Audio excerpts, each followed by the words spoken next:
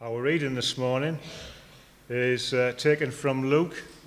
It's verses 11 to 16.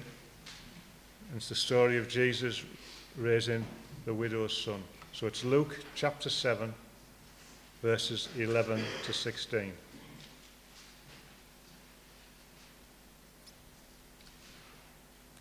Soon afterwards, Jesus went to a town called Nain, and his disciples and a large crowd went along with him. As he approached the town gate, a dead person was being carried out, the only son of his mother, and she was a widow. And a large crowd from the town was with her. When the Lord saw her, his heart went out to her, and he said, "Don't cry." Then he went up and touched the coffin they were carrying him on, and the bearers stood still. He said, "Young man, I say to you, get up." The dead man sat up and began to talk, and Jesus gave him back to his mother. They were filled with awe and praised God. "A great prophet has appeared among us," they said. "God has come to help his people." This news about Jesus spread throughout Judea and the surrounding country.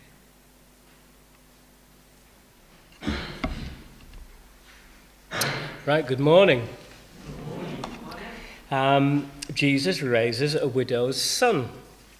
Luke chapter 7, verses 11 to 17. It's a very short section. The account is Jesus raising someone to life. It's short, it's significant, and it's significant in its direct example to us and the parallel that we see with a passage in the Old Testament, which we'll move on to a bit later. It's a pretty short and simple event. Jesus went to a town called Nain. A person had died. The funeral procession was in progress. He was described as a young man, the only son of a woman who was a widow. Jesus saw what was happening, got involved, brought the young man back to life, and everyone was amazed. And they told other people about how amazing Jesus is. So what do we make of it? Well, to start with, just a little bit about how it fits into Luke's gospel as a whole. Luke was writing as a historian. These weren't just his own sort of memories that he was writing down. He actually researched and met with people, eyewitnesses, and he compiled this account of the life of Jesus, and he put it together in a certain way to make certain points from it. Right at the beginning of Luke's Gospel, he says this: "Many have undertaken to draw up an account of the things that have been fulfilled among us, just as they were handed down to us by those from whom the first were eyewitnesses and servants to the word. With this in mind, since I myself have carefully investigated everything from the beginning, I too decided to write an orderly account for you, most excellent Theophilus," that's who he was writing it for and sending it to, "so that you may know the certainty of the things you have been taught."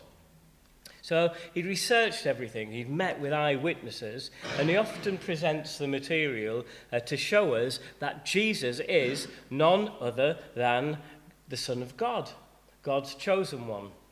So in the Temptations, the last passage that I was speaking on here, the challenge to Jesus was, if you are the Son of God, then, if you are the Son of God, then. And Jesus proved by his response that he was indeed the Son of God. And this goes right through the book of Luke, right through the Gospel, right up to the centurion at the crucifixion, who says he saw what was happening, Jesus being crucified, and it says he praised God and said, "Surely this was a righteous man." So he's just affirming who Jesus was. I'm always reminded of the film The Greatest Story Ever Told, 1965. Did people see it? Some of you saw it. And the part of the centurion, very famously, was played by John Wayne, a great cowboy hero, who said, "Surely this man must be the Son of God." And of course, when they did the take of it, they said, "John, could you do it with a bit more awe?" And he said, "Oh, surely this must be the..." Okay, a bad joke. So Luke is kind of making all these points throughout the Gospels that Jesus is the Son of God, that he's a genuine article, and the accounts he puts in are leading towards that. So the second point of context, that's the first point. Luke is telling this story for a purpose, and I think he's the only gospel writer who actually does refer to this story. The second point is this woman was a widow. This son, a young man described, was her only son, and in the culture of the day, that was her economic hope. The men were the people who earned money, that was their place in their society, and a woman who had no husband or no son would be economically challenged, to say the least. So if you think back to the book of Ruth in the Old Testament, Naomi and Ruth going back to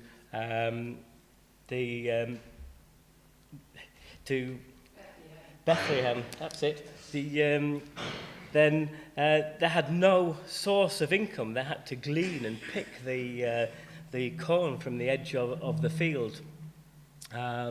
So it was important for this woman, for her family, that she'd lost her only son. She'd already lost her husband. It was a really serious, desperate situation. So Jesus walked right into the middle of a tragic situation. And how does he respond? Does he say, well, actually, I'm on a preaching tour. What's my next appointment? He doesn't. Does he say, well, where are the elders of the town? I'm an important person. I ought to be meeting these important people. Well, he doesn't do that. His response actually is a model for us all in the communities in which we live. I'm going to say 5 points about it, and you'll be pleased to know that they're not all 10 minutes each, because that would be 50 minutes, wouldn't it? The first 3 are aspects of Jesus' response, and very simply, they are eyes, heart, and hands. Okay, eyes, heart, and hands. Eyes, Jesus, when he went into situations, was on the lookout for suffering that he could alleviate. Verse 13, the Lord saw her. Quite simply, Jesus didn't avoid real, ordinary, poor people. He didn't avoid real, ordinary, rich people. He was on the lookout for people. He used his eyes to seek so that he could find and help. And that is in stark contrast, for example, to the priests and the Levites in the parable of the Good Samaritan, which comes a little further on in Luke's Gospel, who used their eyes to seek and then to walk round and to walk away from the problem. So actually seeing issues, seeing suffering, is the first start of it. And I have to say, perhaps that's something that's a failure with me. I can live a comfortable life. I can do what I want. I'll be able to use my bus pass, hopefully, in a few weeks' time. But it's very easy in society to live your own life and to avoid other people and perhaps the difficulties and the challenges of their lives. And the first step is, like Jesus, that we have to get in among it and see it. Eyes are the important thing. Secondly, heart. Jesus empathized, he got up close, and he felt the hurt. We see this a number of times in the gospel, like when he wept over Jerusalem, like he wept at the tomb of Lazarus. He felt people's pain. He didn't keep himself detached. He was moved with a deep compassion for this woman. So the heart is important. He got involved not only practically but emotionally, and he felt people's pain. And again, that's important, isn't it? It's easy to kind of, in our society, to look and to see suffering and to say, well, perhaps I can make a donation online, and really not to get involved and not to enter into the real lives and the real suffering that people have. So heart is important. We sit alongside people and we share and we feel pain together. But he didn't stop there. Oh, this is serious. I've seen it. I feel the pain. I empathise. We're moving on to the next town now. No, he got involved, and that's where the hands are important. So he actually did something about it. And specifically, he did use his hands. Then he went up and touched the bier, the funeral procession, the equivalent of our coffin. They were carrying him in. And his bearers stood still, and he said, "Young man, I say to you, get up." So he's prepared to actually get involved, to touch the untouchable, the dead body, and to take action that he could. And that is the outworking of faith in our lives. That should be. So eyes, we look for these situations. Heart, we want to sit alongside people and feel and share pain. And we use our hands to do something about it. There's a very famous chapter, James chapter 1, Faith and Deeds. Actually, I think it's chapter 2. Where James says, "What good is it, my brothers and sisters, if someone claims to have faith but has no deeds? Can such a faith save them? Suppose a brother or sister is without clothes and daily food. If one of them says to them, 'Go in peace, keep warm and well fed,' but does nothing about their physical needs, what good is it?" And the answer is, it's no good at all, is it? I remember when we lived in Accrington, when we were first married, hearing some noise of building work going on next door. It was a single man who lived on his own. He had a dog called Ben, and as our son was called Ben, we had to call the dog Ben the dog, just to differentiate, as opposed to Ben the boy. And I met him outside. I said, "Oh, you're having some work done. It sounds really busy." He says, "Oh, it's been terrible. This has happened. I've had walls come down. I've got no water at all." And I said, "Oh, it must be really difficult for you," and walked off. And I thought, oh, that wasn't much good, was it? So, of course, we went round and offered to help. But what good is it if we just listen to problems?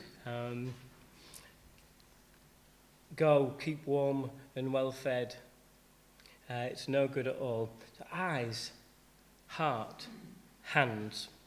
There's a couple of things I want to say about this account further.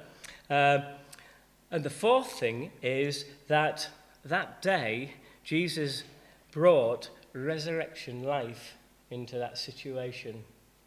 He raised the young man from the dead. The dead man sat up and began to talk, and Jesus gave him back to his mother. And Jesus says, after he raised Lazarus from the dead, again a few chapters on in Luke's Gospel, he says, "I am the resurrection and the life. The one who believes in me will, even though they die, and whoever lives by believing in me will never die." So Jesus brings a resurrection life into this situation. And for us, if we were to use our eyes, our heart, and our hands in situations, then the thing that we can bring to those situations is the resurrection life of Jesus. And that is distinct. We can bring new life to people just in a physical or emotional way, but we can bring resurrection life because we introduce people to Jesus. And Jesus brought a resurrection life. He was about raising people from the dead, and he brought life into that situation. So that's the fourth thing to say about it. The fifth thing, and I'm racing through these, I'm not 10 minutes on my 5 points and 50 minutes. that what the people said was, a great prophet has come. God has come to us. Let's read it, shall we? Verses 16 and 17. They were filled with awe and praised God. A great prophet has appeared among us, they said. God has come to help his people. This news about Jesus spread throughout Judea and the surrounding country. So it's no mere coincidence that Luke is recording this, because if we go back into the Old Testament, into a chapter we would call 1 Kings 17, we find an account in the life of Elijah, the great prophet, where he raises the son of a widow from the dead. So Elijah is one of the great prophets of the people of Israel, and the fact that Jesus has come and raised the son of a widow aligns him and puts him in the same league, if you like, as Elijah. A great prophet is here. This man is the real deal. He's not just someone who talks about it. He acts and he achieves, and he has the power of God within him. So it's really important that Jesus did this, and Luke records that to show to people that Jesus was the real deal. And as we move on in Luke's gospel a bit further, we'll see an account called the Transfiguration, which you may have heard, when Jesus went up onto a mountain with a small number of his followers, and he appeared in light with Moses and Elijah, and he was in the center of them. And that then shows that though he's in the same sort of league as sort of one of these big players in the faith, he is the one who is central and above them all. So you see how Luke builds up this picture of who Jesus is and how he is the Son of God, the Messiah. So there we are. Eyes, heart, hands. Yeah? Okay? We have the resurrection life that Jesus brings, the fourth thing, and the fact that he is the real deal, the great prophet. God has visited us. He is the authentic one. So we get now to the very quick so what. And it's really easy, isn't it? We use our eyes to see a person or people in need. We move closer and we get involved so that our hearts connect with them, and we use our hands to get involved to help and to heal. And in that process, we can bring into individuals and communities the resurrection life of Jesus. Because Jesus is the real deal, the authentic one, the Son of God. Except it's not easy, is it? Because in the time of Jesus, there weren't any newspapers, there weren't any TVs, social media, advertising boards, no daily news bombarding us with the evils and problems of the world.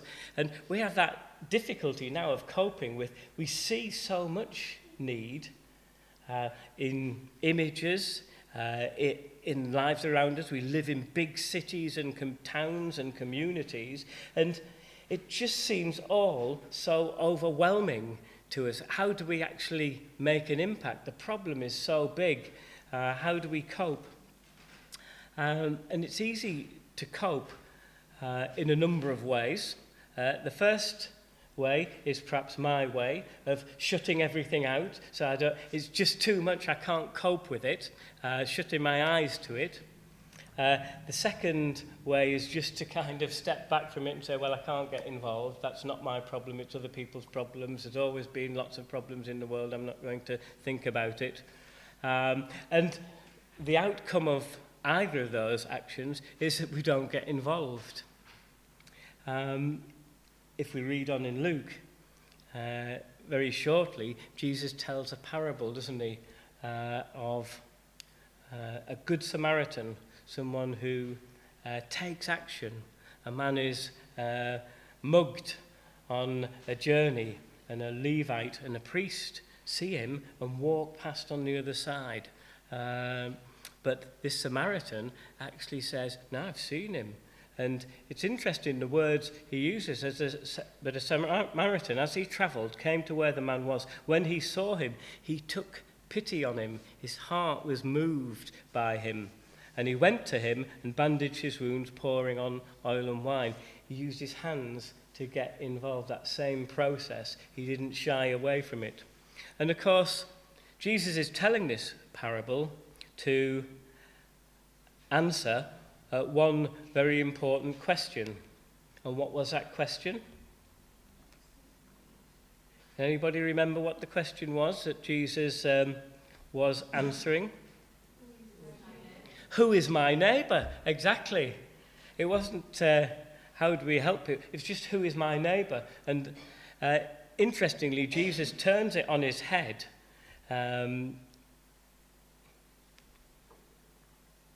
Excuse me, I've just closed everything down that I shouldn't have done. He turns it on his head to answer the question how we should be a good neighbour to people. I'm just going to be a second here. It's always a danger with technology. There we are. We're back. So he turns this question on his head to answer the question how we can actually be a neighbour to people.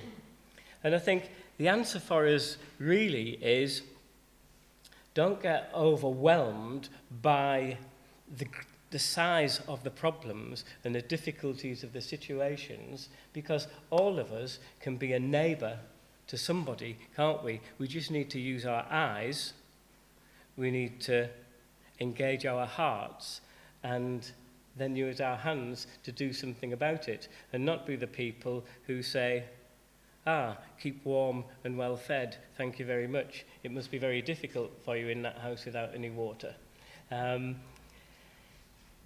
So it's a really simple point, isn't it? So just as a close, perhaps a bit of an application now. At a time when the church thinks about how it might be that sort of neighbour in the community in 2022, we've just come through a pandemic, we've got soaring inflation, rising energy costs, and we've got a community living around the sort of building of the church and where people live. What are people going to need?